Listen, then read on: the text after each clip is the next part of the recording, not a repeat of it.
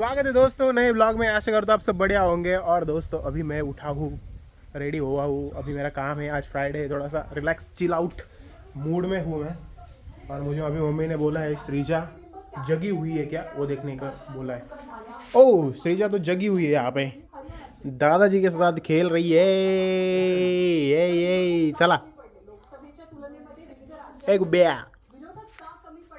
Mummy ने मुझे बोला था इसको देख के आओ, ये जगी हुई है क्या। और अभी इसको लेके जाते हैं हमारे घर टाइम पास करने के लिए। किल घेऊन जाता ना घरी। सुबह सुबह पार्सल हमारे घर लेके जाना पड़ रहा है। कुट्टू श्रीजा, श्रीजा कुट्टू। अरे वाह श्रीजा, दो दो भांजा हो गई भाई, हमें मजा आता है भांजों के साथ।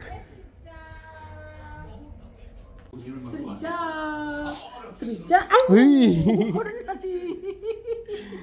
लागलं का? गाबडली होती ना बाई, गाबडली होती ना. घाबरली तो याच्यावरच आणली का? त्याच्या खाली शीट पण आहे। शिडी घालायचंय का? हा थांब नाही, थांब थांब। तुला नाही, तुला चड्डी घालायची. चलो गाइस खाना पीना खा लेते हैं। भाई ये तो रोने लग गई।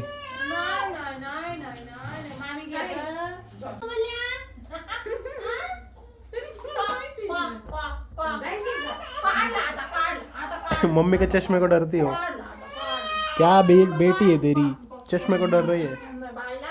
भाई हमारे घर में देखो एक अलग तरीके का मैच बॉक्स आया है, आईटीसी की कंपनी का है भाई। ये तो एकदम प्रीमियम ब्रांडेड सा लाया है इस बार। ये तो पहले हम ये यूज़ करते थे, देखो ये वाले जंगल विंगल। इसको मैं पहली बार ही देख रहा हूँ। और दोस्तों मैं बताऊँ एक बात तुम लोगों को, मैंने ज़िंदगी का सबसे पहला जो शेयर खरीदा था ना, वो आईटीसी का ही था। मतलब आईटीसी एक ऐसी कंपनी है ना कि जो मतलब कंज्यूमेबल्स में है शायद से, जो भी हमारे डेली के जो चीज़ें वगैरह होती है, जैसे बिस्कुट्स, खाने पीने की चीज़ें, सिगरेट का ज़्यादा है उसमें आईटीसी वालों का। तो उस कंपनी का मैंने पहले शेयर खरीदा था और मैं अभी भी होल्ड करके रखा हूँ उसको। अच्छा शेयर था वो, पर मैंने वो कम प्राइस पे ख़रीदा था, बहुत साल हो गए उसको, पर मैंने अब तक वो बेचा नहीं। तो साल बाद उसकी प्राइस बढ़ती गई और वो मतलब अच्छे प्रॉफिट में हो। तो मुझे याद आया इसको देख के। और ये दोस्तों कोई इन्वेस्टमेंट एडवाइस नहीं है, ये मेरा पर्सनल एक्सपीरियंस बता रहा हूँ, ठीक है। आईटीसी के शेयर मत खरीद लेना। अभी देखना होता है शेयर्स खरीदते टाइम, मुझे इतना नॉलेज नहीं वैसे, पर शेयर्स जब खरीदते हैं हम किसी भी कंपनी का, तो देखना होता है कि वो ओवर वैल्यूड तो नहीं है। वो शेयर खरीदने के बाद कितने सालों बाद हमें अच्छे रिटर्न्स मिल सकते हैं, या फिर उससे कब एग्जिट कर सकते हैं, उसका रिस्क क्या है, कंपनी कैसी है, सब चीज़ें देखनी पड़ती है, तब जाके खरीदते हैं। इसलिए मैं शेयर मार्केट में ज़्यादातर इन्वेस्ट नहीं करता हूँ दोस्त, ठीक है, क्योंकि उसमें बहुत एफर्ट लगते हैं, वहाँ पे बहुत सोचना पड़ता है, और इतना टाइम मेरे पास तो नहीं है, और उतना मुझे इंटरेस्ट भी नहीं है। तो मैं क्या करता हूँ दोस्तों, मैं सीधा म्यूचुअल फंड में इन्वेस्ट करता हूँ, ठीक है। म्यूचुअल फंड के थ्रू मैं स्टॉक्स में इन्वेस्ट करता हूँ। तो जो भी म्यूचुअल फंड होते हैं उनको मैं मेरा पैसा दे देता हूँ हर महीने।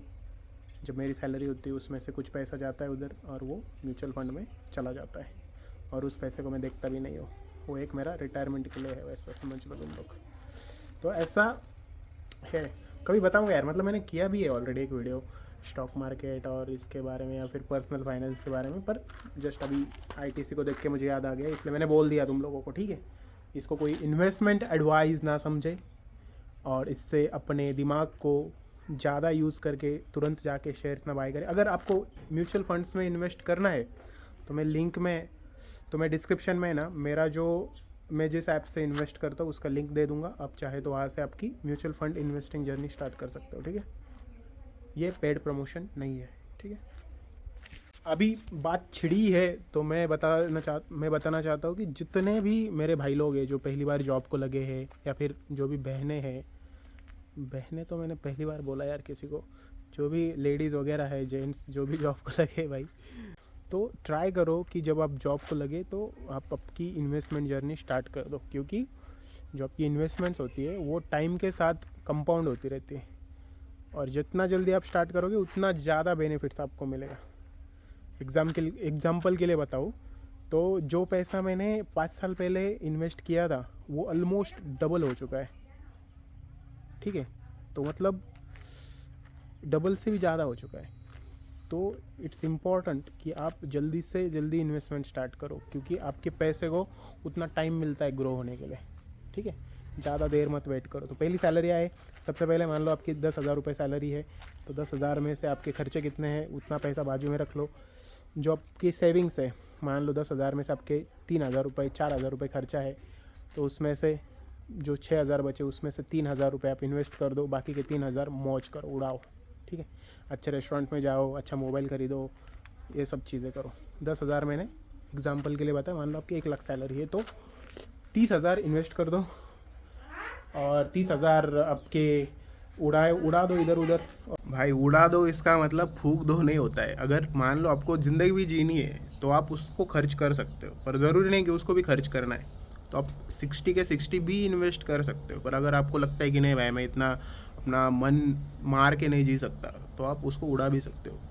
तो फार्मूला क्या है, 50-30-20 सॉरी 50% आपके नीड्स जैसे रेंट, खाना पीना, चीज़ें, वो आपकी जो ज़रूरत है उसके लिए, 30% आपके जो डिज़ायर्स है और 20% आपकी इन्वेस्टमेंट, और 50% सैलरी आपकी जो ज़रूरत है, वैसे घर का रेंट हो गया, वो सब चीज़ें वगैरह उसमें खर्च कर दो। ठीक है भाई, मैं तो सरप्राइज़ हो गया इतनी बड़ी मैच बॉक्स देख के। कोई चुरा भी नहीं सकता है जेब में। पहले कैसे छोटे छोटे जब थे ये जो मैच बॉक्स थे, इनको जेब में डाल के कोई भी लेके जा सकता था, इसको नहीं चुरा सकता इतने आसानी से।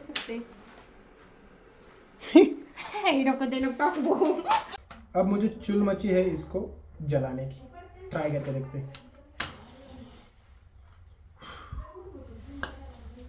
तुम लोगों को एक ट्रिक दिखाओ, एक ट्रिक दिखाओ कैसा था रे वो ट्रिक। दिखा दो 1 मिनट रुको, इस पे ये थोड़ा बड़ा हो जाएगा, इसके ऊपर दिखा दो।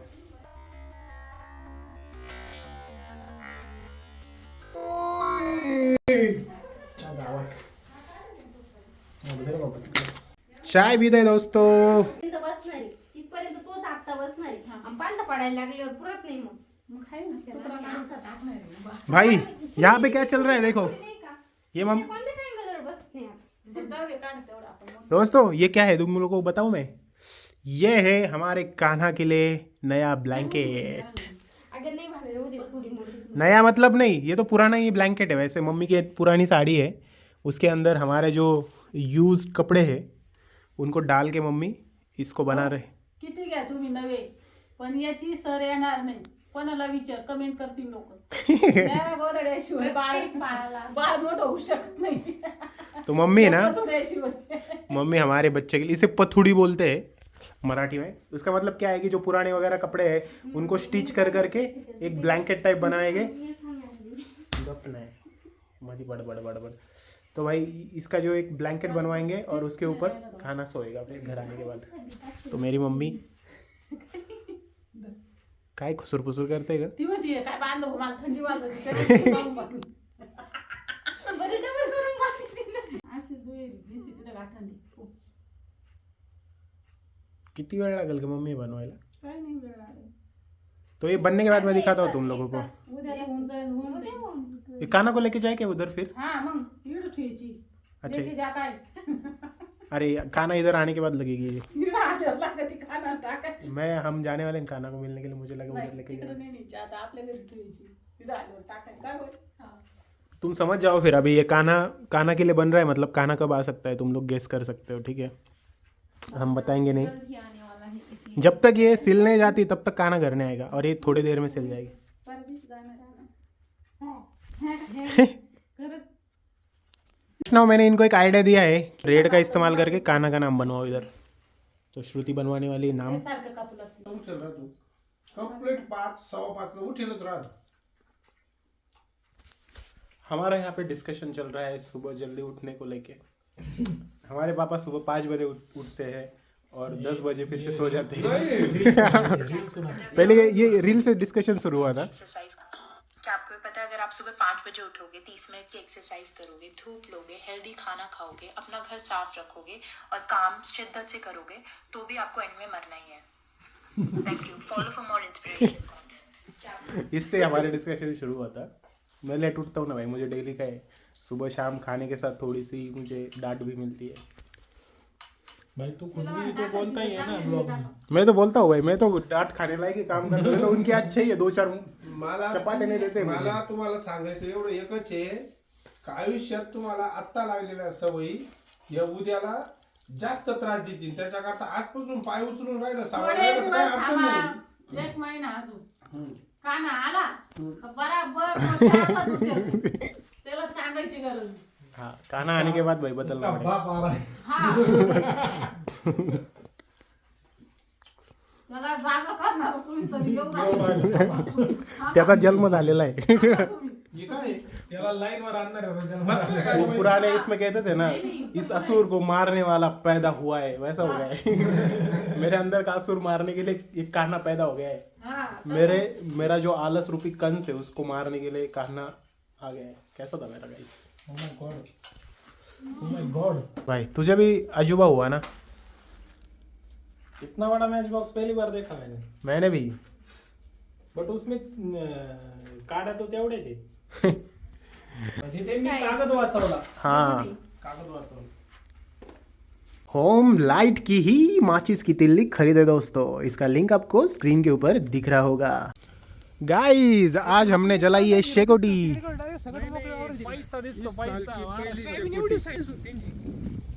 क्या हो रहा है मोना, जरा एक्सप्लेन कर. चल रहा है क्या महाराष्ट्र डिस्कशन? आगे क्यों है क्या है, क्यों महाराष्ट्र आगे बताओ. वो कृषि अच्छी है उसकी. क्या डिफरेंस दिखा तूने जर्नी में, ट्रेन जर्नी में क्या क्या डिफरेंस जब नोटिस? महाराष्ट्र आता है ना हम्म. तो सुकून दिखता है, हरा भरा सब कुछ दिखता है. अगर महाराष्ट्र उधर छोड़ दिया सब झाका कुछ नहीं दिखता. तो पैसा किधर ज़्यादा दिखता है? महाराष्ट्र में. इसलिए तो सब जब इंडिया से ट्रेन लोग में महाराष्ट्र में आते हैं. महाराष्ट्र छोड़ती है ना हम्म. वो ट्रेन में सब कुछ ऐसा बास बीस महाराष्ट्र में आके अच्छा लगता है, साफ सुथरा थोड़ा सा. महाराष्ट्र एक नंबर का स्टेट है ना पूरे इंडिया में. महाराष्ट्र एक नंबर का स्टेट है, 2 नंबर वाले से महाराष्ट्र दुगना आगे. मतलब महाराष्ट्र अगर 100 पे है ना तो 2 नंबर वाला स्टेट 50 पे ही है. डबल का मार्जिन है. डबल का मार्जिन. जीएसटी कलेक्शन में बात कर रहे हैं ना, कलेक्शन उसी से पता चलता है ना अभी. कौन सा स्टेट ज़्यादा पैसा कमा रहा है. 48,000 करोड़ इन 3 months. तो फिर महाराष्ट्र में जॉब करने वाला है तो. दादू वर मानकत वर ए मानकत दादू काय करतो? दादू काय करती? हा का ते हात काढ ग तो.